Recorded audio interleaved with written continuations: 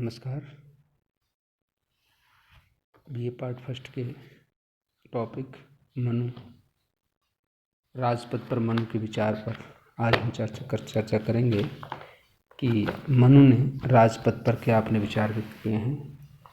तो भारतीय राजनीतिक चिंतन के इतिहास में मनु के राज संबंधी जो विचार हैं उन पर हम देखें तो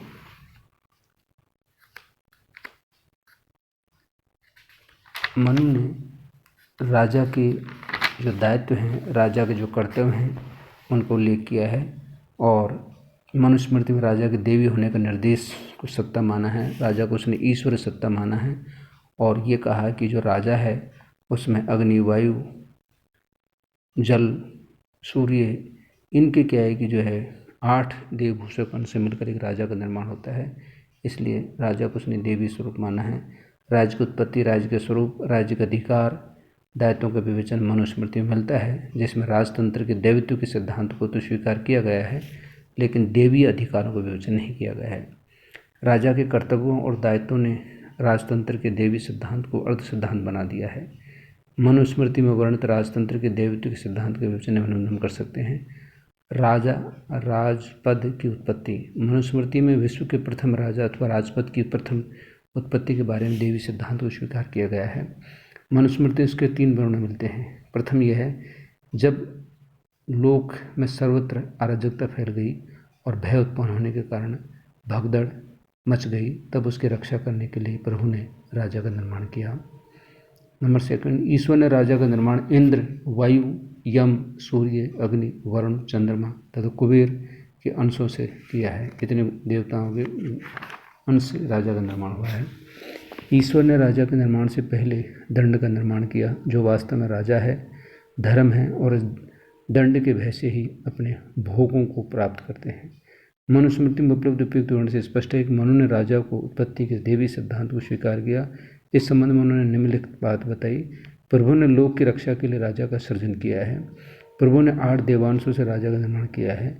राजा कभी पूर्ण स्वतंत्र नहीं है, बल्कि उसे धर्मयुक्त दंड के अधीन है, जिसकी रचना प्रभु ने स्वयं राजा से पहले की है। मनु ने राज्य संबंधी समस्त व्यवस्था में राजा को केंद्रीय स्थिति प्रदान की है। वह 8 देवताओं के तत्वों को धारण करने वाला एक विशिष्ट देवता है।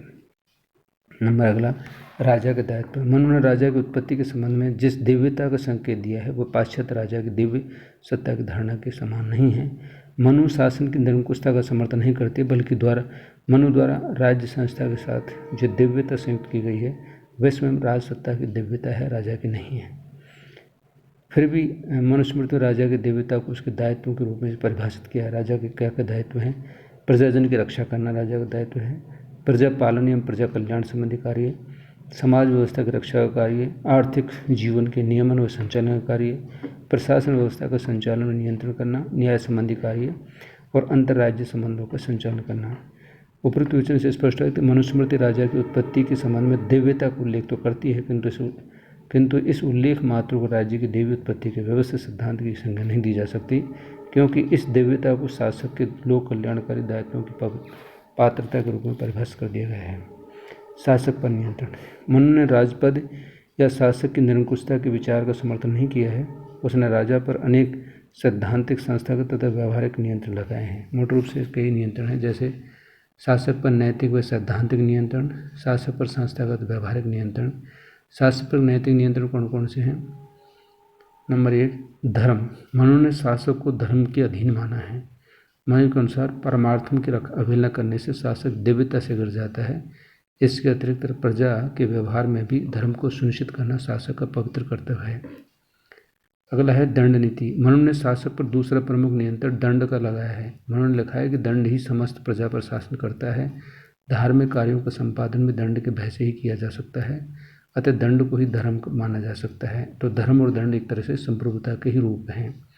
संस्थागत व्यवहारिक नियंत्रण। धर्म और दंड के नियंत्रण के अतिरिक्त मनुस्मृति में शासक के लिए मंत्रियों व अन्य शासकीय अभिकरणों से मंत्रणा करना भी अति आवश्यक माना गया है। उसने राष्ट्र के प्रशासन हेतु उसका छोटी इकाइयों में विभाजन तथा शासकीय शक्तियों का विकेंद्रीकरण आवश्यक माना है। कर व्यवस्था के संबंध मनु ने निश्चित प्रणाली एवं नियमों का प्रतिपादन किया है। राजा के व्यक्तिगत गुण। देवगुणों के पालन की क्षमता। मनु का मानना है कि राजा को इंद्र, चंद्र, सूर्य, अग्नि, वायु, यम, वरुण और पृथ्वी नामक देवताओं के व्रत और प्रधान गुणों को धारण करने में समर्थ होना चाहिए। विभिन्न विद्याओं का ज्ञान और श्रेष्ठ ब्राह्मणों के सत्संग। राजा को अनवेक्षी की त्रयी वार्ता और दंड नीति नामक विद्याओं का ज्ञान होना चाहिए। उसे क्या है, विद्या, आयु एवं तप में अपने से श्रेष्ठ ब्राह्मणों का नित्य सत्कार करना चाहिए। इंद्रियजित अथवा व्यासनों का परित्याग। राजा को इंद्रियजनित होना चाहिए। इंद्रियों को कुपथ पर ले जाने वाले 4 दोष से काम, क्रोध, मद, मोह। मनु का मत है कि राजा को उनके कुप्रभाव से बचना चाहिए, अन्यथा ये विलासी एवं क्रूर माना जाएगा। विनयशीलता। जब राजा विनयशील होता है तो वह स्वभाव से वेद एवं धर्म योगों द्वारा स्थापित मर्यादा का पालन करता है। विजय हेतु समय के अनुसार नीति अपनाना। राजा में शत्रु को नष्ट करने के लिए सिंह जैसे पराक्रम और चीता जैसी चालाकी तथा खरगोश के समान छुपने और भागने के लिए गुण होना चाहिए। राजा का कानून के अधीन होना है।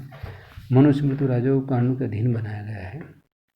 पाश्चात्य देवी सिद्धांत के अनुसार राजा को कानून से ऊपर नहीं माना जा सकता। हम ये कह सकते हैं कि मनुस्मृति में राजा के देवी सिद्धांतों का प्रतिपादन किया है, उसे स्वयं देवी स्वरूप का अंश माना है, न कि उसका ईश्वर का प्रतिनिधि। लेकिन उसकी शक्तियों का अधिकारों को निरंकुश नहीं बनाया गया है। उस पर अनेक दायित्व, कर्तव्य और गुणों और कानून, मंत्रिमंडल आदि की सीमाएं लगा दी गई हैं। तो आज बच्चों इतना ही। धन्यवाद।